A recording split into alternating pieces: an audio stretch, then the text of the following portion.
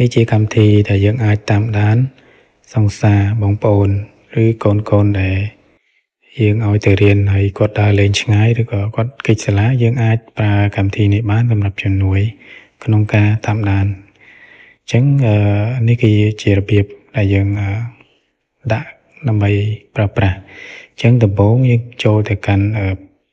Play Store ឬក៏ App Store មកបាទហើយយើងគ្រាន់តែវាយពាក្យថា WHO នៅក្នុង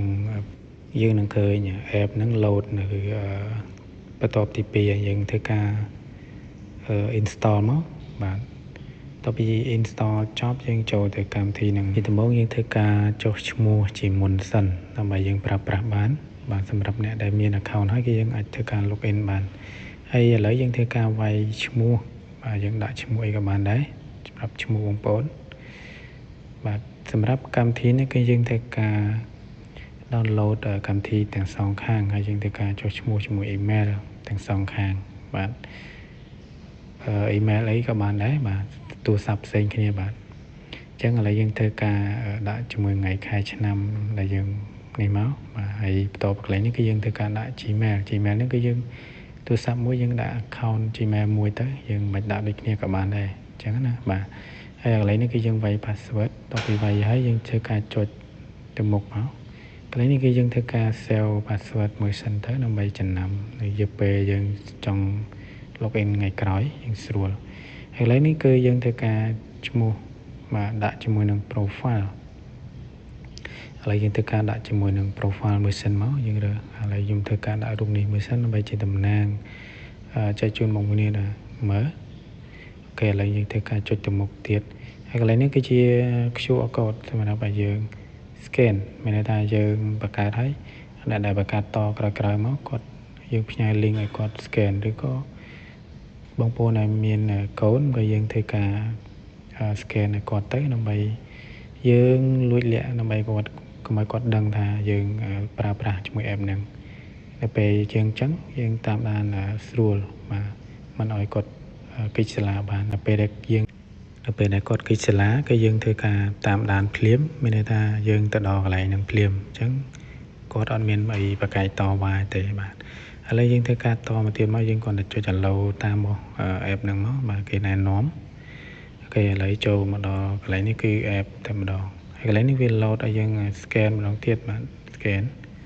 តែឥឡូវយើងធ្វើការអាច save ឬក៏ផ្ញើទៅកាន់ Telegram ឬក៏តាម chat ដើម្បីឲ្យបងប្អូនផ្សេងទៀតគាត់ scan ដើម្បីធ្វើជា friend បាទអូខេកន្លែងនេះគឺជាទីតាំងរបស់យើងគឺអាចសម្គាល់បានថាថ្មយើងនៅសល់ប្រមាណបាទហើយយើងអាចមើលអ្នកផ្សេងបានទៀតថាថ្មអ្នកផ្សេងគឺនៅសល់ប្រមាណអីប្រមាណអូខេឥឡូវបន្តមកយើងចុចកន្លែងរូបសញ្ញាមនុស្សហើយយើងចុចធ្វើការ add friend មកហ្នឹងហើយឥឡូវកន្លែងនេះគឺបងប្អូនគ្រាន់តែចុចពាក្យថា QR code នេះមកដើម្បីយើងធ្វើការ scan អូខេឥឡូវកន្លែងនេះគឺខ្ញុំធ្វើការយកទូរស័ព្ទមួយទៀតដើម្បីភ្ជាប់ជា friend បងប្អូនគ្រាន់តែចុចសញ្ញារូបមនុស្សនៅខាងក្រោមកងចាក់នឹងមួយមកហើយទូរស័ព្ទម្ខាងទៀតគឺយើងធ្វើដូចគ្នាដែរបាទគឺយើងចូលទៅកាន់កងចាក់រូបមនុស្សដូចគ្នាហើយយើងធ្វើការជ្រើសរើសជាមួយនឹងរូបកាមេរ៉ានេះហើយយើងធ្វើការដាក់ scan បាទកាលណា scan ក៏បានដែរដើម្បីយើងធ្វើការ add friend ជាមួយគ្នាហើយនេះគឺជា friend របស់ខ្ញុំអញ្ចឹងខ្ញុំធ្វើការ add ហើយអញ្ចឹងមានន័យថាជា friend របស់ខ្ញុំយូរហើយអញ្ចឹងណាបាទអញ្ចឹងកន្លែងមិញខ្ញុំនៅចិត្តគ្នាឥឡូវខ្ញុំធ្វើការនៅឲ្យឆ្ងាយពីគ្នាបានប្រហែលជា 5-6 គីឡូដីអូខេនេះគឺជាទីតាំងរបស់ខ្ញុំបាទទីតាំងរបស់ខ្ញុំហើយខ្ញុំធ្វើការរកទីតាំងរបស់មិត្តភ័ក្តិឬក៏សង្សាររបស់ខ្ញុំអញ្ចឹងណាបាទឥឡូវខ្ញុំធ្វើការ zoom out វាមកណានៅឃើញមកនេះឃើញរូបដៃនេះមានន័យថាសង្សាររបស់ខ្ញុំហើយឬក៏ប្រពន្ធរបស់ខ្ញុំអញ្ចឹងណាអានេះខ្ញុំឧទាហរណ៍សម្រាប់បងប្អូនគ្នាអញ្ចឹងយើងអាចមើលដឹងនៅពេលដែលគាត់បើកអ៊ីនធឺណិតមានន័យថាគាត់នៅសល់ថ្មប្រមាណបាទហើយ